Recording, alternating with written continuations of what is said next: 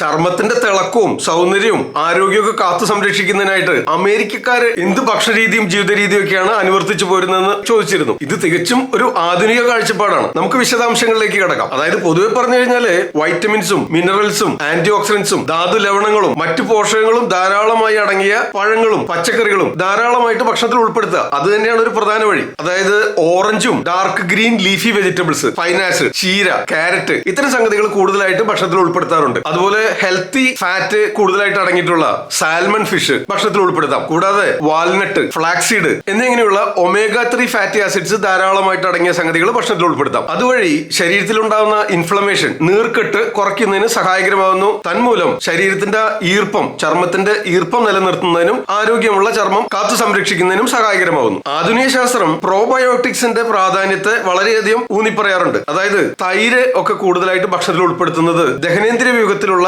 നല്ല ബാക്ടീരിയകളുടെ പ്രവർത്തനം മെച്ചപ്പെടുത്താനായിട്ട് സഹായകരമാകുന്നുണ്ട്. ഇതും ചർമ്മ സംരക്ഷണത്തിന് സഹായകരമാവുമെന്ന് പറയപ്പെടുന്നു. ആധുനിക ചിന്താഗതി അനുസരിച്ച് ഗ്രീൻ ടീ നിത്യേന ശീലിക്കുന്നത്, ധാരാളം ആന്റി ഓക്സിഡൻസ് അടങ്ങിയിട്ടുള്ള ഗ്രീൻ ടീ പതിവായിട്ട് ശീലിക്കുന്നത് ചർമ്മ സംരക്ഷണത്തിന് നല്ലതാണെന്ന് കണ്ടുപിടിക്കപ്പെട്ടിരിക്കുന്നു. ബദാം പോലുള്ള മറ്റ് നട്ട്സ്, അതായത് പിസ്ത, വാൾനട്ട് ഇത്തരം സംഗതികളിലൊക്കെ വൈറ്റമിൻ ഇ ധാരാളമായിട്ട് അടങ്ങിയിട്ടുള്ളത് കൊണ്ട് അതും ചർമ്മ സംരക്ഷണത്തിന് സഹായകരമാവുമെന്ന് പറയപ്പെടുന്നു. തവിട് കളയാത്ത ഓട്സ്, ബ്രൗൺ റൈസ് ഇത്തരം സംഗതികൾ ധാരാളം നാരുകൾ അടങ്ങിയിട്ടുണ്ട്, പോഷക സമൃദ്ധമാണ്. ഇത് പതിവായിട്ട് ധാന്യങ്ങളുടെ ഉപയോഗത്തിനായിട്ട് ഭക്ഷണത്തിൽ ഉൾപ്പെടുത്തിയാല് ചർമ്മ സംരക്ഷണത്തിന് സഹായകരമാകുന്നു. ഏറ്റവും പ്രധാനമായിട്ട് ആരോഗ്യം നിലനിർത്തുന്നതിന് ഏറ്റവും കൂടുതലായിട്ട് ആവശ്യമുള്ള സംഗതിയാണ് ആവശ്യാനുസരണം വെള്ളം കുടിക്കുന്നത്. ഇത് ശീലമാക്കുന്നത് പ്രത്യേകിച്ച് ചർമ്മത്തിന്റെ ആരോഗ്യം കാത്തു സംരക്ഷിക്കുന്നതിന് സഹായകരമാകുന്നുണ്ട്. അതുപോലെ തന്നെ അമിതമായിട്ട് പഞ്ചസാരയും ഉപ്പും അടങ്ങിയിട്ടുള്ള processed food, tin food, can food ഇതൊക്കെ ഒഴിവാക്കുന്നത് തീർച്ചയായിട്ടും ദഹനേന്ദ്രിയ വ്യൂഹത്തിനും ആരോഗ്യ സംരക്ഷണത്തിനും മാത്രമല്ല ചർമ്മ സംരക്ഷണത്തിനും പ്രത്യേകമായ പങ്ക് വഹിക്കുന്നു. ഇത്തരം പ്രോസസ്ഡ് ഫുഡ്,